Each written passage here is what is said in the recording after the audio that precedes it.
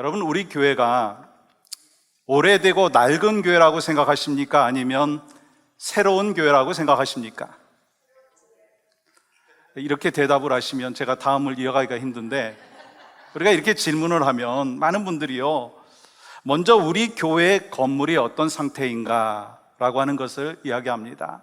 근데 교회는 뭐죠? 교회는 하나님의 부르심을 받아 구원받은 사람들의 모임입니다.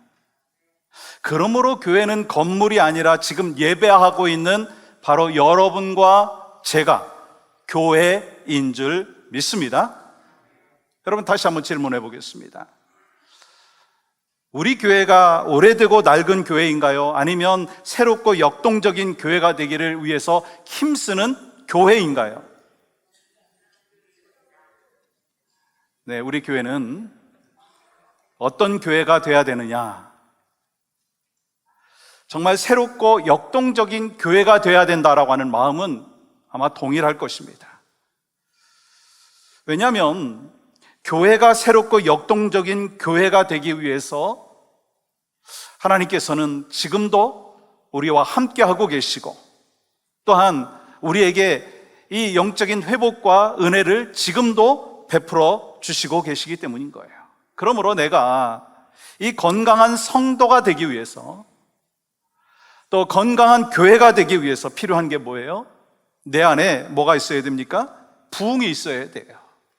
내 안에 부흥이 먼저 있으면 그 다음에 이 교회 공동체의 부흥의 역사를 허락하여 주신다는 거예요.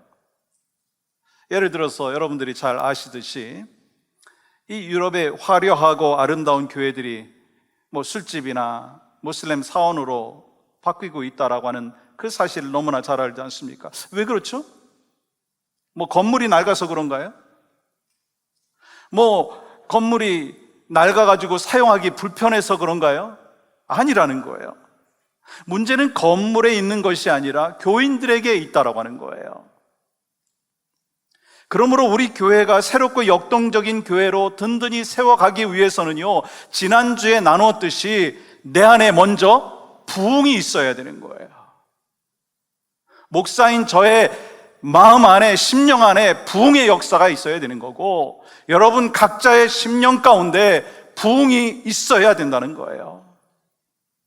먼저 내 안에 말씀의 부흥과 기도의 부흥과 예배의 부흥과 성령 충만의 부흥이 있어야 된다는 거예요.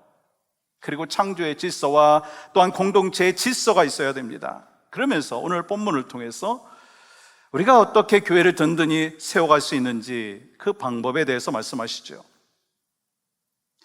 그런 면에서 우리가 먼저 알아야 될 것이 있습니다. 그게 뭐냐면, 교회는 연약한 사람들로 이루어진 공동체라는 거예요. 교회는 연약한 사람들로 구성된 공동체라는 거예요. 여러분, 교회는 영적으로 성숙해서 신앙에 문제가 없고 삶에 문제가 없는 사람들이 모인 곳이 아니다. 왜냐하면 누가복음 5장 32절 말씀 보시면 이렇게 기록하고 있어요. 내가 의인을 부르러 온 것이 아니요, 우리 주님이 말씀하시는 거죠. 의인을 부르러 온 것이 아니요, 죄인을 불러 회개시키러 왔노라. 여러분, 무슨 말씀이에요? 예수님께서 죄인을 불러 회개시키기 위해서 이 땅에 오셨고, 지금도 예수님께서는요, 죄인들을 부르고 계신다라고 하는 것입니다. 그러므로 교회는 주님의 부르심을 받은 죄인들이 모여서 믿음을 이루고 있는 공동체이면서, 교회는요, 연약한 사람들이 있다라고 하는 거예요. 그렇기 때문에 그 연약함으로 인하여 그 속에서 갈등도 있고요, 때로 다툼도 있을 수 있고요, 또 사람에게 또 상처가 또 찾아올 수도 있고요, 또 실망하고, 그런 경우가 얼마나 많습니까? 목사님, 저 때문에 여러분들이 상처를 받을 수도 있고, 여러분들끼리 상처를 또한 나누어 가질 수도 있어요. 연약하기 때문에. 물론 예수님께서는 우리가 그렇게 연약한 모습으로 살아가는 것을 원치는 않으냐 하시죠. 그리고 우리가 구원받은 백성으로서 하나님의 자녀로서 성숙한 모습으로 살아가기를 기대하시고 여러분과 저를 향하여 뭐라고 말씀하셨어요? 너희는 세상의 소금이다, 너희는 세상의 빛이다 말씀하시면서 그 빛의 사명, 소금의 사명을 감당하라 말씀하셨고 기대하고 계시다라고 하는 거예요. 근데 문제가 있어요. 뭐가 문제입니까? 성숙한 신앙과 인격으로 살아야 되는데요, 그게 쉽지 않다는 거예요. 예수 믿고 단번에 막 쫙 인생이 바뀌고, 뭐 인생은 바뀌었지만 삶이 한꺼번에 뒤집어지고 그랬으면 얼마나 좋겠느냐는 거예요. 근데 현실은요, 오랜 시간이 필요하다는 거예요. 여러분, 시간이 오래 걸린다라고 하는 건 어떤 의미가 있습니까? 우리가 구원을 받고 영적으로나 인격적으로나 성숙해지는 과정이 필요하다는 거예요. 그 성화의 과정이 필요하다라고 하는 것입니다. 그래서 아직도 영적으로나 인격적으로 성숙지 못한 연약한 사람들이 많이 모인 곳이 어디느냐? 교회다. 그걸 잊지 말라는 거예요. 여러분, 우리 교회는 예외일까요? 예외는 없어요. 그리고 예수님께서는요, 교회 공동체 안에서 좀 더 성숙한 분들이요, 아직 좀 미숙한 그 분들을 도와주라고, 섬기라고 말씀하시는 거예요. 아니, 믿음이 견고한 분들이요, 아직 믿음이 좀 연약한 분들을 섬기고 세워가라, 그것을 기대하고 계시다는 거예요. 그렇다면 여러분과 저의 사명인, 교회된 여러분과 저의 사명인 이 교회 공동체를 든든히 세워가기 위해서 필요한 것이 뭘까? 그 첫 번째는요, 예수님 중심이어야 합니다. 저를 한번 따라해 보시겠어요? 예수님 중심이어야 합니다. 여러분, 교회를 든든히 세운다라고 말할 때 무엇을 중심으로 든든히 세워가야 되느냐? 그게 가장 중요한데, 여러분 20절 말씀 보세요. 이렇게 기록합니다. 너희는 사도들과 선지자들의 터 위에 세우심을 입은 자라. 그리스도 예수께서 친히 모퉁이 돌이 되셨느니라. 여기서 사도들은요, 신약의 지도자들이고 선지자들은 구약의 지도자들입니다. 그들의 터 위에 세워졌다라고 하는 것은요, 말씀 위에 세워졌다라고 하는 거예요. 그리고 우리가 예수님의 말씀 위에 세워져야 한다는 거예요. 그리고 예수님께 초점을 맞춰야 된다는 거예요. 예수님 중심으로 살아야 된다는 거예요. 여러분, 왜 그렇습니까? 왜냐하면 예수 중심으로 살지 못하면은 우리의 마음이요, 세상에 빼앗긴다라고 하는 거예요. 예수님 중심으로 살지 아니한다면 우린 세상에 그 유혹에 넘어간다라고 하는 거예요. 그래서 교회 나와도 신앙생활이 아니라 그냥 종교생활을 하는 거예요. 여러분, 또한 예수님 중심이 되지 못하면 죄를 이길 수도 없어요. 예수님 중심이 되지 못한다면요, 맨날 부족한 것만 생각이 되고 공허한 마음만 가슴 가운데 막 차고 넘치는 거예요. 예수 중심이 되지 못하기 때문에 사랑하지 못하고, 예수 중심이 되지 못하기 때문에 기쁨이 없고 감사가 없고 용서하지 못하고 용납하지 못한다는 거예요. 무슨 말이에요? 예수 중심이면 내 생각에는 용납하지 못할 사람이라 한다 할지라도 예수님께서 용납할 수 있는 마음을 주신다는 거예요. 용서할 수 있는 그 마음을 하나님께서 주신다는 거예요. 그렇기 때문에 교회가 만약에 예수 중심 되지 못하면은요, 세상에 있는 공동체와 똑같습니다. 결국 뭐예요? 사람 중심이죠. 또한 뭐예요? 내 이익 중심이죠. 또 세상적인 생각과 가치관에 막 끌려가는 거예요. 그래서 교회가 회복되어야 되는 것은 무엇인가? 예수 그리스도께서 십자가에서 죽으셨다가 부활하신 그 은혜와 능력을 10년 가운데 새기면서 예수 그리스도가 중심이 되어야 할 줄 믿습니다. 크리스찬이란 내 안에 예수 그리스도가 있는 사람이에요. 여러분과 저의 10년 가운데 예수 그리스도가 있습니까? 이렇게 대답 적게 하시면 어떻게 하다는 거예요? 여러분의 10년 가운데 예수 그리스도가 중심에 있으십니까? 여러분, 크리스찬이란 무엇인가? 내 안에 예수 그리스도가 있는 사람이에요. 크리스찬이란 무엇인가? 내 중심에 예수 그리스도가 있는 사람인 거예요. 그래서 기독교의 중심은요, 사람이 아니에요. 이 교회의 중심은 목사가 아니에요. 당회가 아닌 거예요. 예수 그리스도가 중심이 된다라고 하는 거예요. 그래서 여러분과 제가, 우리 교회가 먼저 예수 중심으로 계속해서 바뀌어야 된다는 거예요.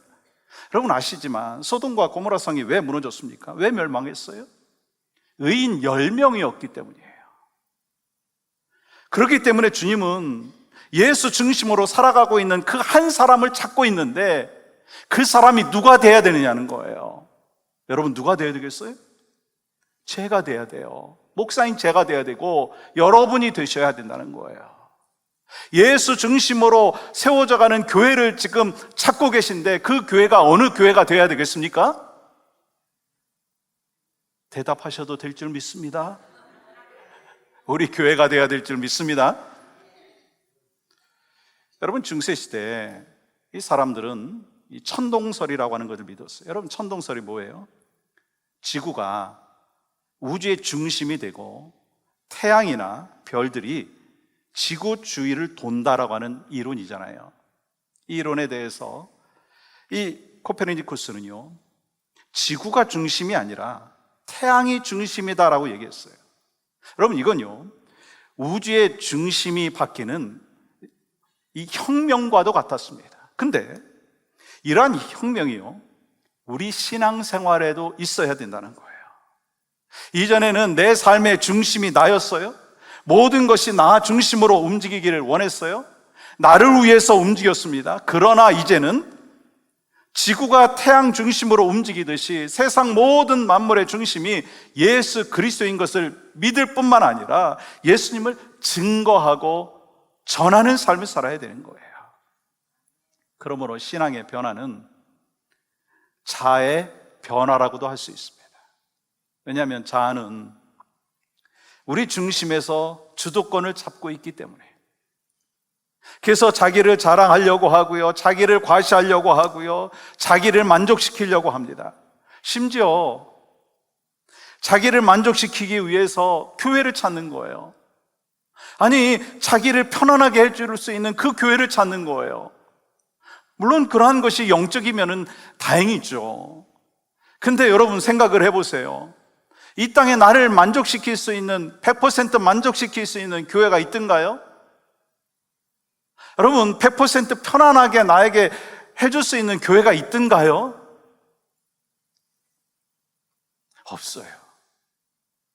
그렇기 때문에 교회를 통해서 경험해야 되는 것은요, 내 만족이 아니에요. 교회를 통해서 내 만족을 누리기 위하여 여러분 이 자리에 오시지 말아야 돼요. 하나님 앞에 영광 올려드리면서 하나님을 만족시키기 위해서 이 자리에 있어야 된다는 거예요.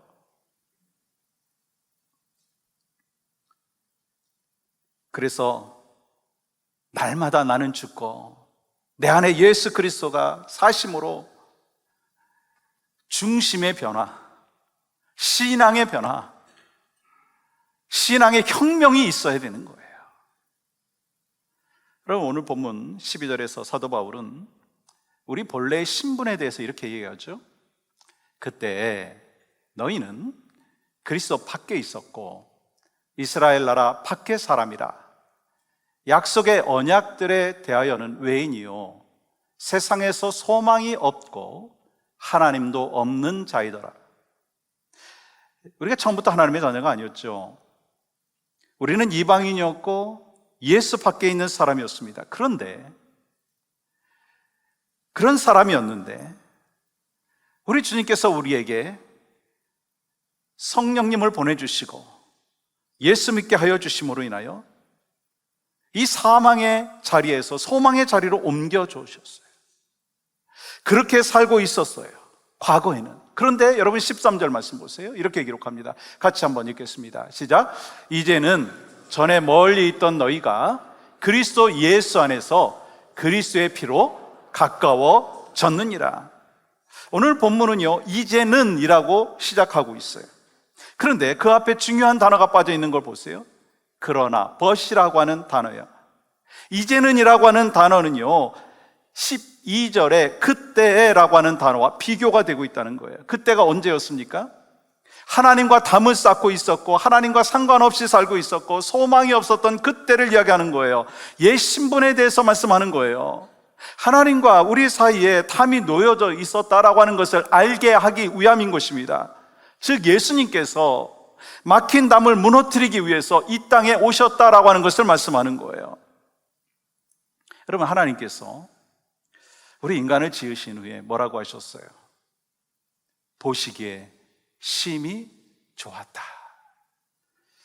근데 우리 인간이 죄를 지음으로 인해서 하나님과의 관계에 금이 갔어요. 평화가 깨졌어요. 그로 인해서 인간이 더 이상 행복하지 못하고 불행하게 되었어요. 그런데 하나님께서는 예수 그리스도를 통해서 인간과의 막힌 담을 허물어 주셨어요. 여러분 본문 14절 말씀 볼까요? 한번 같이 읽겠습니다. 시작.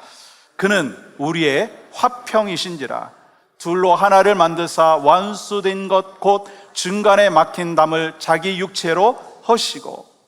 예수님께서 우리의 화평이시다라고 말씀하십니다. 그리고 15절 말씀 보시면 화평하게 하시고, 예수님께서 화평이실 뿐만 아니라 화평을 만드시는 분이다라고 하는 거예요. 그리고 16절 말씀 보십시오. 이렇게 기록합니다. 또 십자가로 이 둘을 한 몸으로 하나님과 화목하게 하려 하십니다. 여러분, 오늘 본문을 통해서 우리가 알 수 있는 것처럼 예수님께서 막힌 담을 허물어 주셨어요. 그리고 우리를 하나 되게 하셨어요. 이방인과 유대인과 인종의 그 차이가 있음에도 불구하고, 지역의 차이가 있음에도 불구하고, 경제적인 벽이 있음에도 불구하고 하나 되게 하시고 화평하게 하셨어요. 그리고요, 그 도구로 무엇을 사용하시는지 아세요? 교회를 사용하신다는 거예요. 교회를 사용하시는 거예요. 그렇기 때문에 여러분, 사랑할 수 없고 용서할 수 없었던 그 사람인 것 같아도 예수 중심으로 내가 살아간다면 사랑할 수 있고 용서할 수 있고 용납할 수 있다는 거예요. 다시 말하면 예수 중심으로 살지 않는 그런 삶을 살면 용서하지 못하고 용납하지 못하고 사랑하지 못하고 품어주지 못한다는 거예요. 그러니까 주님은 우리를 향하여 뭐라고 말씀하십니까? 예수 중심으로 살아라. 교회를 향하여 주님이 뭐라고 말씀하십니까? 예수 중심이 되어야 한다는 거예요. 저 사람은 나하고 코드가 안 맞아. 저 사람은 나하고 라이프 히스토리가 달라. 저 사람은 나하고 뭐 캐릭터가 달라. 백그라운드가 달라. 여러분, 그건요, 어찌 보면 핑계예요. 내가 예수 그리스도 안에서 살고 예수 중심으로 살아간다면 바로 우리는 막힌 담을 허물어 주신 예수 그리스도 안에서 살아간다면 우리가 살아가는 삶의 여정 가운데도 막힌 담이 있을 때 허물어질 수가 있다는 거예요. 이를 위해서 누굴 불러주셨어요? 우리를 불러주셨어요. 우리 교회를 세워주셨다는 거예요. 그래서 여러분, 좀 화가 난다고, 기분이 나쁘다고, 자기를 알아주지 않는다고, 박차고 떠나는 곳이 교회가 아니라는 거예요. 때로 나를 속상하게 할 수도 있고요. 나에게 상처가 될 수도 있고요. 나를 실망시킬 수도 있습니다. 그게 저일 수도 있고 여러분일 수도 있습니다. 그때 어떻게 되겠어요? 그 사람을 불쌍히 여기는 마음으로 긍휼한 마음을 갖고 그 사람이 변화되기를 위하여 기도하면서 내가 먼저 예수 중심으로 살고 우리 교회가 예수 중심으로 변하는 그 놀라운 그 사명을 누구에게 맡겨주셨어요? 여러분과 저에게, 우리 교회에게 맡겨주신 줄 믿습니다. 두 번째는 더불어 함께 지어져 가야 한다는 거예요. 더불어 함께 지어져 가야 한다는 거예요. 이 지난 주일 오후에 우리 젊은 목장들이 이 팍에서 이렇게 연합으로 모임을 가졌어요. 그때 어떤 목자께서 이런 이야기를 하셨어요. 우리를 구원하시고 우리를 OCYN에 보내주신 분명한 이유가 있습니다. 그 이유를 깨닫고 사명을 감당하는 것이 우리에게 맡겨주신 사명입니다. 우리를 구원하시고 여러분과 저를 OCYN의 가족이 되게 하신 것은 하나님의 분명한 뜻과 하나님의 분명한 섭리가 있는 줄 믿습니다. 여러분, 내가 선택해서 온 것 같고 누가 인도해가지고 온 것 같지만 결국은 성령님께서 우리 마음에 찾아와 주시고 주변에 있는 사람들을 통해서 인도하여 주셔서 우리 교회 한 가족이 된 줄 믿습니다. 그렇기 때문에 우리는 구원받은 성도로만 만족해서는 안 된다는 거예요. 각자에게 맡겨주신 사명이 무엇인지 날마다 점검하면서 하나님께서 나를 통해서 기대하시는 것이 무엇인지를 분별해야 된다는 거예요. 여러분, 그렇게 하기 위해서 각자는 이 교회를 든든히 세워나가기 위하여 뭘 해야 되겠어요? 힘써야 된다는 거예요. 여러분, 오늘 본문에서 그 방법에 대해서도 말씀하시는데 21절 말씀 보십시오. 그의 안에서 건물마다 서로 연결하여 주 안에서 성전이 되어가고, 우리는 먼저 서로 연결되어 있어야 합니다. 그러면 우리가 서로 연결되어질 수 있는 그 비결이 뭘까라고 하는 거예요. 여러분, 예를 들어서 이 한 부부가 이 30년, 40년, 50년 행복하게 살아왔다면 누군가의 헌신이 있었기 때문인 것입니다. 그게 남편일 수도 있고 또한 아내일 수도 있고, 아니 서로가 그렇게 헌신할 수도 있죠. 여러분이 친구 관계 속에서 그 친구하고 20년, 30년, 40년 지깁니다 라고 이야기를 한다면 마찬가지일 겁니다. 누군가가 헌신을 했기 때문에 그 관계가 유지가 되는 거예요. 교회도 마찬가지예요. 교회가 30년, 40년 이 큰 흔들림이 없이 이 건강하게 세워지고 있다면 누군가의 헌신이 있기 때문인 것입니다. 그 사람이 초신자일 수도 있고, 그 사람이 오랫동안 교회를 지켜오신 분이 될 수도 있고, 그분이 장로일 수도 있고 권사일 수도 있고 집사일 수도 있고 목회자일 수도 있습니다.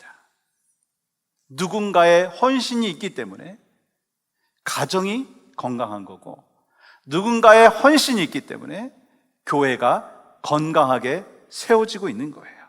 여러분, 그러면 이 건강한 교회가 되면 그 교회 공동체 안에 무엇이 따라오죠? 행복이 따라오는 거예요. 또 행복이 따라오면 그 다음에 뭐를 또 하나님께서 주십니까? 세상을 변화시킬 수 있는 은혜를 베풀어 주시는 거예요. 여러분, 행복한 교회를 섬길 수 있다는 거 하나님이 주신 복이에요. 하나님이 주신 복이라니까요. 이때 아멘을 하셔야 되는 게 맞는데 오늘 비가 이렇게 오고 막 이래서 좀 반응이 더딘 것 같아요. 제가 왜 그런 이야기를 하냐면, 제가 저희 어머니하고 매일 이렇게 전화 통화를 한다고 말씀드렸잖아요. 저희가 어머니가 섬기는 교회가 좀 어려움이 있어요. 그러니까 맨날 힘든 얘기를 하시는 거예요. 90이 되신 그 어르신이 교회의 힘든 그 상황을 보시면서 어떻게 본인이 해결할 수도 없고 기도는 하지만 쉽게 해결되지 않는 그 모습을 보면서 막 너무 힘드시다고 하는데, 지난주에 어느 권사님이 저한테 그런 이야기 하시더라고요. 우리 교회 너무 행복하고 감사해서 자기가 지금 신앙생활하는 기쁨이 있다고. 그 권사님만 누리는 기쁨인가요? 우리 모두가 그 건강한 교회를 지속적으로 세워가기 위하여 헌신하고 희생하는 모습이 저에게 있어야 되고 여러분 각자에게 있어야 될 줄 믿습니다. 그리고 교회된 우리는 예수 그리스도 안에서 서로 연결되어 주 안에서 자라서 함께 지어져 가야 된다는 거예요. 여러분 22절 말씀 보세요. 너희도 성령 안에서 하나님이 거하실 처소가 되기 위하여 그리스도 예수 안에서 함께 지어져 가느니라. 예수님을 믿는 우리의 몸이 성전인 거예요. 그리고 예수 믿는 우리가 모인 교회가 성전인 거예요. 그러므로 예수님을 주로 영접한 사람들은요, 혼자서 신앙생활을 하는 것이 아니라 예수 그리스도 안에서 거룩한 공동체를 이루어야 되고요, 예수 그리스도 안에서 합력하여 선을 이루고 성장해 가야 된다는 거예요. 여러분, 저는 매일 교육관 공사하는 그 모습을 지켜봅니다. 참 감사하죠. 지난주까지만 해도 외벽에 이 방수 처리가 안 돼 있었어요. 근데 지난주에 방수 처리를 하고 또 목요일 날 그 루핑을 이렇게 덮을 수 있는 허가를 받았어요. 그리고서 토요일 날 루핑에 그 방수 처리를 했어요. 근데 오늘 비가 왔더라. 제가 그게 포인트는 아니지만, 근데 제가 여러분, 저희 교육관을 건축하는 그 모습을 보면서 저는 교육관을 보는 게 아니라 이 교육관을 건축해가는 그 모습 속에서 마치 성도 한 사람 한 사람이 교회를 든든히 세워가는 그 모습, 그것을 지켜보고 있어요. 여러분, 공사를 시작할 때 어땠어요? 나무 있고 철근 있고 시멘트와 같은 것들이 막 이곳저곳에 있으니까 별로 그것들이 가치 있어 보이지 않았어요. 그런데 막 망치 소리 들리죠. 막 기계 소리 들리죠. 그러면서 기초 공사를 하고 이제 철근이 올라가고 스트럭처 공사를 하면서 이제 건물로서 모양이 생기잖아요. 여러분, 이제 얼마 후에 여러분 이 건물이 완성될 거예요. 그리고 1세와 2세가 훈련받고 교제하고 예배하는 장소가 될 거예요. 마찬가지예요. 우리가 예수 그리스도로 인하여 구원받은 한 사람 한 사람은요, 교회의 한 부분이고 지체일 뿐이라는 거예요. 별로 대단해 보이지 않을 수도 있습니다. 그런데 각자 자기의 은사에 따라서 자기 자리에서 확실하게 서 있게 된다면 하나님께서 지으시는 아름다운 성전은요, 완성된다라고 하는 거예요. 그런 면에서 본다면요, 교회는요, 완성형인가요? 진행형인가요? 진행형이에요.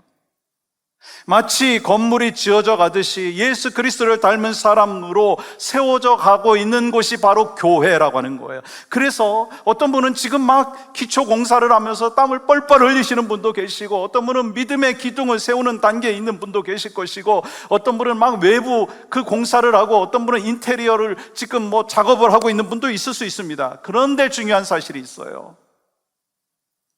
건강한 믿음을 소유하는 성숙한 성도는 직분에 상관없이 끊임없이 자신의 믿음의 건물을 지어가고 있는 진행형이라고 하는 거예요. 그렇기 때문에 여러분, 공사 중에 어떻습니까? 저는 사무실에서 설교 준비하면서 계속해서 공사하는 소리가 들려요. 물론 제가 하도 기다리다 공사가 막 되니까 그 소리가 얼마나 듣기가 좋아요. 근데 그 마음이 없는 사람은요, 그냥 노이즈예요. 막 불편해요. 지저분할 수 있어요. 여러분, 그것을 이해하면 계속해서 공사를 하다가 보면 언젠가 정리될 날이 있다라고 하는 것을 믿고 소망하면은요, 그걸 참을 수가 있는 거예요. 여러분, 아직도 여러분과 저는 공사 중이에요. 그래서 우리가 교회에서 주님을 섬기면서도 불편할 수 있어요. 불편할 수 있어요. 왜요? 아직도 공사 중이기 때문에. 한 사람 한 사람이 부족하고 완벽하지 못하기 때문에, 완전하지 못하기 때문에 문제가 있을 수 있어요. 여러분, 교회가 불완전하다라고 하는 거는요, 그 누구보다도 저를 보면 알 수가 있어요. 근데 저만 보십니까? 여러분은 아닌가요? 그렇기 때문에 교회는 죄인들의 모임이에요. 그래서 다툼과 갈등이 있는 거 어찌 보면 당연한 거예요. 그렇기 때문에 다툼과 갈등이 줄어가는 것이 성숙한 교회의 모습인 거예요. 여러분, 속도가 느려서 낙심할 수 있지만 여러분, 교회를 세워가시는 건축자는 누구신지 아시죠? 예수 그리스도인 줄 믿습니다. 건물을 완성하시는 분, 성전을 완성하시는 분도 하나님이신 줄 믿습니다. 그래서 오늘 본문에서 중요한 것은 주 안에서라고 하는 거예요. 완성이 누구의 손에 달려 있다고요? 하나님의 손에. 우리는 불완전하고 교회를 보면 미약해 보이지만 하나님께서 언젠가 완성하신다는 거예요. 비록 지금은 부족함이 많고 실망할 때도 있지만 그럼에도 불구하고 하나님께서는 이 땅의 교회, 우리 교회를 통해서 당신의 뜻을 이루어 가신다라고 하는 이 사실을 믿고 우리 모두가 든든한 건강한 교회로 지속적으로 세워지고 우리 교회가 그렇게 세워질 수 있도록 힘써야 될 줄 믿습니다. 여러분, 그렇기 때문에 우리는 이 공사 중이기 때문에 어쩔 수 없습니다 라고 말을 하지 마세요. 그 말은 그냥 이해하는 것으로, 언더스탠딩 하는 것으로 끝나시고, 여러분, 공사 중이라는 것을 알고 그러면서 서로 이해하고 용납하고 힘써 서로 품어주려고 애써야 된다는 거예요. 여러분, 그리고 언젠가 완성할 날이 있다라고 하는 소망이 있어야 되는 거예요. 그러므로 교회는 완성되어 가는 중이지만 아직도 미완성이라는 거예요. 하나님의 성전인 우리도 성령께서 계속해서 변화시키고 계시지만 아직 완성되지 못했어요. 그래서 좀 더 참아야 돼요. 공사 중인 것 좀 불편해도 참아야 된다는 거예요. 여러분, 이 교육관 건물 건축하는 그 모습 보면서 뭐 감사하죠.